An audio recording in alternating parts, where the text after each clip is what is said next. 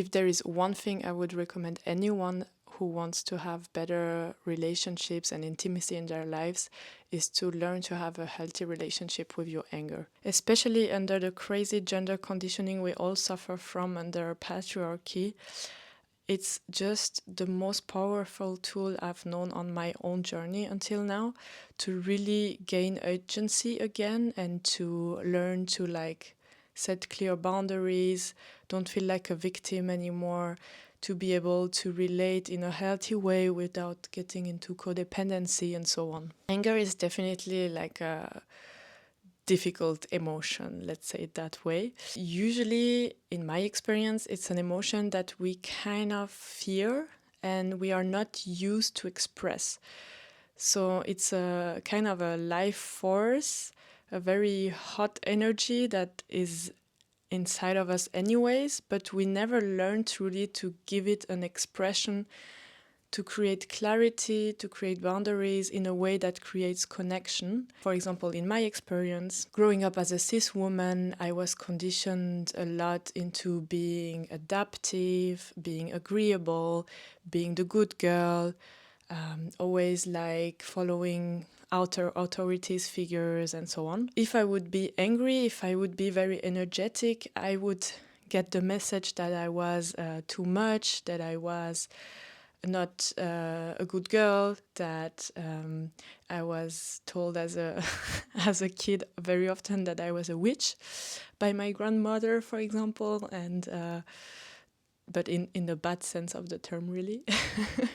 Having outbursts of energy, of emotions as a kid was not so welcome.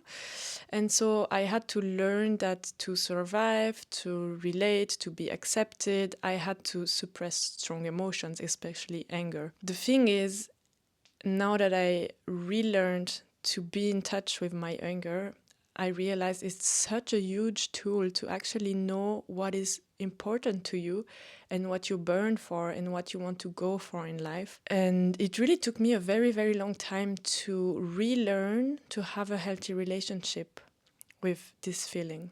Because still in my nervous system, it was kind of registers as a dangerous thing to feel, right? Like if I would get angry, people would leave me and I would be alone. The thing is, since we don't really have an orientation on how to deal with this emotion, what I experience a lot in my life is that I would whether suppress it a lot and put it under the carpet in a way, and always play nice and gentle and adaptable. I would never be annoyed by anything and so on.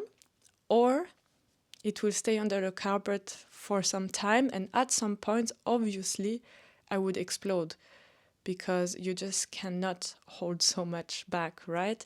And so it was like there was no middle point between suppressed anger or huge outburst of anger. Another way that suppressed anger can show itself is through passive aggressiveness, subtle commentaries, and so on. And I remember in my case, I was really not aware that this was anger. I had no feeling, no reference for what is actually anger if it's not this typical outburst of like getting crazy and shouting around, you know?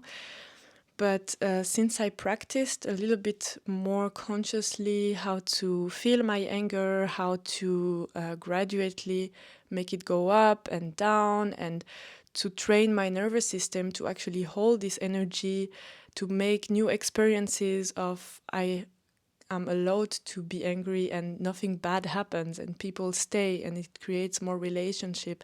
Like I had to learn all that to have my own reference of how can my anger look when it's healthy, when it's clear, and when it feels safe also. And this would create a lot of weird dynamics in my relationships because I had no sense of what it felt like to be angry when it was not this huge outburst, right?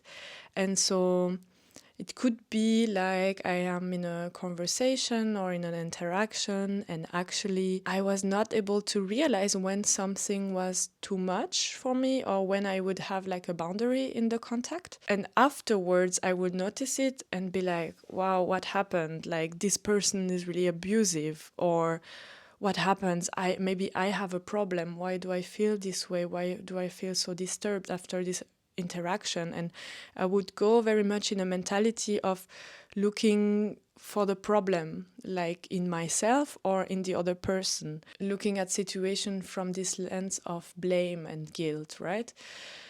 Until I understood that I had to train my system to notice when anger rises up in my system. It can show itself like a slight change in the beat of my heart or in the temperature of my body, or I can feel maybe in my body a little tension, something contracting, and already notice that as a signal of, oh, I might be reaching a limit, or I might feel disagreement with this person. And then as I notice these signals, I can handle out of them. I can, for example, set a boundary, change the topic, leave the interaction, right? Yeah, it's really a training to learn to notice these subtle changes in oneself and to use the energy of the anger to change the situation in a way that is better for ourselves, right? So that's why I talk about agency when it comes to anger, because for me it's really the main indicator in my life that shows me how I can take care of myself in any situation and really take responsibility for what's going on. Because what I notice a lot also through my work as a sexological body worker is that people who might not have a good access to their anger, like most of us, they're actually not really able to hold their own space in any kind of relationships and to notice how am I doing in this interaction? How do I want to relate to this other person? Like a super important distinction to make that I learned through working for some time with possibility management, I can put a link in the description box, is that anger is not what we think it is, like what we see in movies or theater, like this explosion of energy, this shouting, this destructive energy. It is actually when you start to get in touch with it and in a healthy relationship with it, it's an energy in your body that carries an information and that can support you to take action and to bring clarity. And so what I notice in my work is that when we don't have this capacity, when we never learned how to use our anger in a healthy way and to sense our anger in our bodies, when we have intimate relationships, it's like super hard to stay in our own integrity and to have an inner guidance of what we want to be happening and what we don't. Something I learned through rage work, which was really life-changing for me, is to realize through this regular practice of consciously inviting this energy in my body and training my nervous system to hold it as well, because it's quite sporty to actually practice getting angry and working with this energy. Like you start sweating, you might get a sore throat because of all the stuff you've been swallowing down your whole life that want to come out. Like it's really intense. And you have to train yourself a little bit like a muscle. And one of the most incredible things that came up for me through this work is that I realized I have authority and I have substance to carry myself and to hold myself in any situation. And this really, girls, it's like the most amazing thing. It's like it gave me a sense of my own personal space, my kind of energetic space around me, and that I am the one who decides in every moment what I let inside that space and what I don't allow inside that space. And this is really on an energetic level. I'm speaking really on a level of like this inner clarity of like, no matter in which situation I am, nobody can take my power away from me.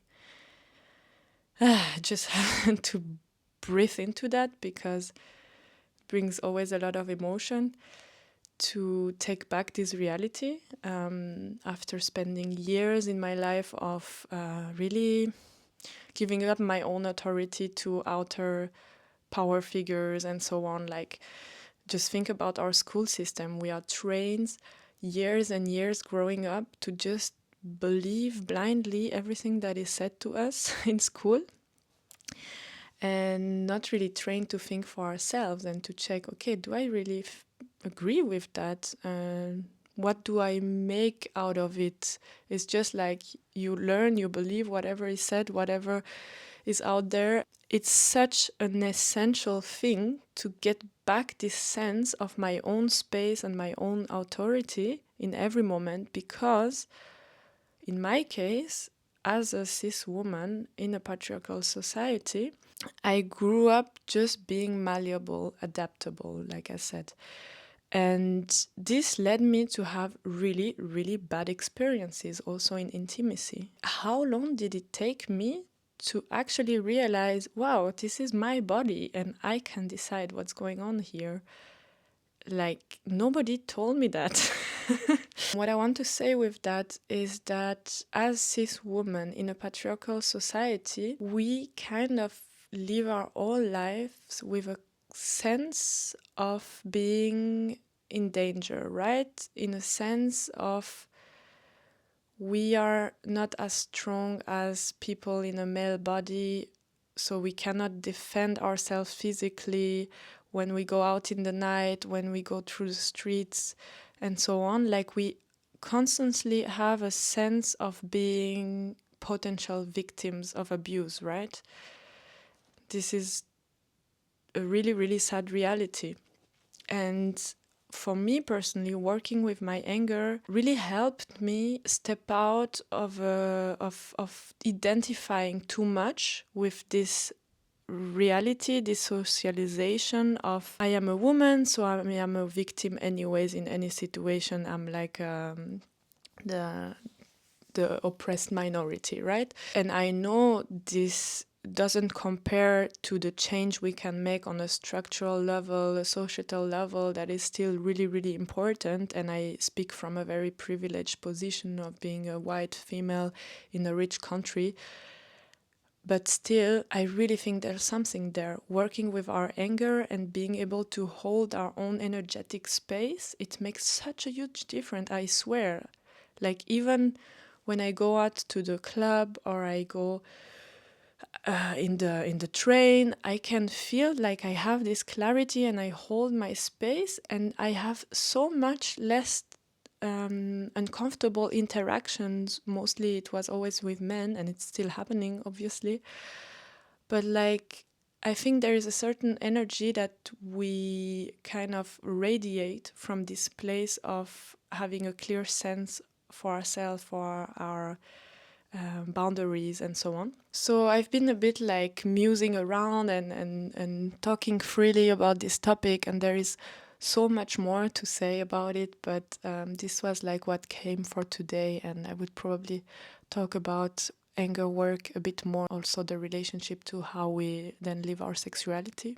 So the last thing I want to say on that topic is that for me it's super interesting to notice how working as a sexological body worker and accompanying people around intimacy, sexuality, aliveness, anger work is really like an essential part of it. Literally, like, the way you relate to your anger, it influences your whole relational landscape. And I really invite you to reflect a little bit on that and maybe ask yourself, like, what might be the relationship between how I deal with my anger and how I experience security, connection in relationships, and intimacy. So let me know about your experiences and your thoughts on this topic. I really love to talk about this stuff, and see you next time.